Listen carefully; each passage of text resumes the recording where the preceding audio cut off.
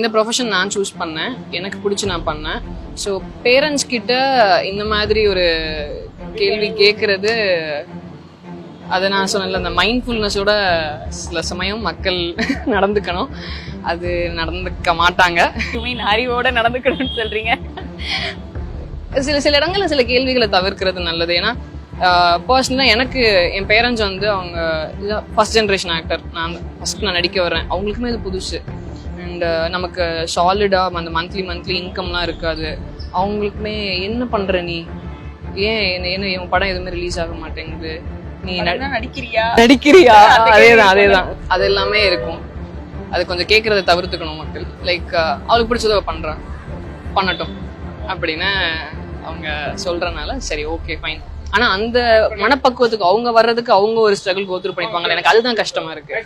நம்ம ஏன் அவங்களை அந்த பொசிஷன்ல போடணும் அப்படிங்கிறதுனால நான் எப்ப கேட்டாலும் யாராவது அதை கேட்டாங்கன்னா என்கிட்ட கேட்க சொல்லுங்க, நான் பதில் சொல்றேன். உங்களுக்கு அப்போ ஒரு கண்டிப்பா இருக்கும். கேட்கறவங்க வீட்டுல உண்மையில பிரச்சனை இல்லை, சந்தோஷமா இருக்காங்களோ அப்படிதான் தோணுது. இந்த ஜேர்னி எவ்வளவு டிஃபிகல்ட்டா இருக்கு? எல்லாருக்கும் இதே ஜேர்னி தான். நான் நடிக்கணும்னு வந்தேன், கஷ்டப்பட்டேன், சாப்பாட்டுக்கு வழி இல்லை, என்னென்னவோ பண்ணேன் அப்படின்னு எல்லாருக்குள்ளேயும் ஒரு கதை இருக்கும்.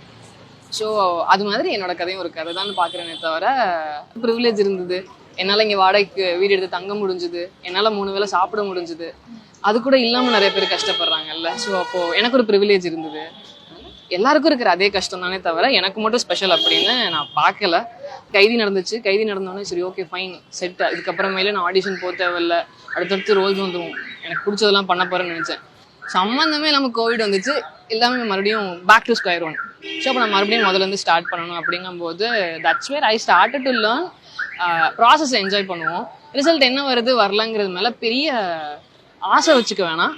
Hope for the best, prepare for the ஒஸ்ட்னு ஒன்று இருக்கும்ல, அது மாதிரி செட்டில் ஆயிட்டேன்னு நினைக்கிறேன். கற்றுக்கிட்டு இருக்கேன்.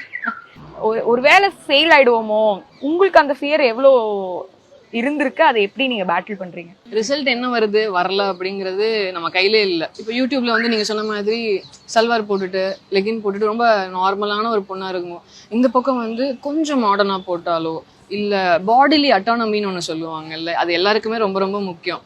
நான் என்ன ட்ரெஸ் பண்ணுறேன், நான் எப்படி என்னை வெளிப்படுத்திக்கிறேன் அப்படிங்கிறதுக்கான உரிமை எல்லாருக்குமே இருக்குது, இர்ரெஸ்பெக்டிவ் ஆஃப் எனி ஜெண்டர். எல்லாருக்குமே அது இருக்குது. ஸோ அதை மதிக்கிறதுக்கு ஃபெல்லோ பீப்புள் யாராக இருக்கட்டுமே, இன்ஸ்டாகிராமில் இருக்க எல்லாருமே கற்றுக்கணும், ஃபெல்லோ பீப்புளும் கற்றுக்கணும். அண்ட் அப்படி வர்ற கமெண்ட்ஸை இக்னோர் பண்ணுறது தான் ஒரே விஷயம் நான் பார்க்குறேன்.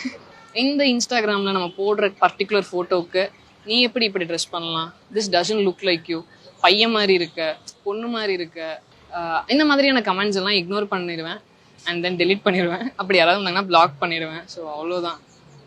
சிம்பிளாக வச்சுக்கிறீங்க. நம்மளோட ஒப்பீனியன், நம்மளோட மொராலிட்டி, இது எல்லாமே வெரி சப்ஜெக்டிவ். ஸோ அதனால் ஐ கீப் இட் சிம்பிள். இது சிம்பிளான்னு தெரியல, இப்படி வச்சுக்கிட்டா எனக்கு பிரச்சனை இல்லைன்னு தோணுது.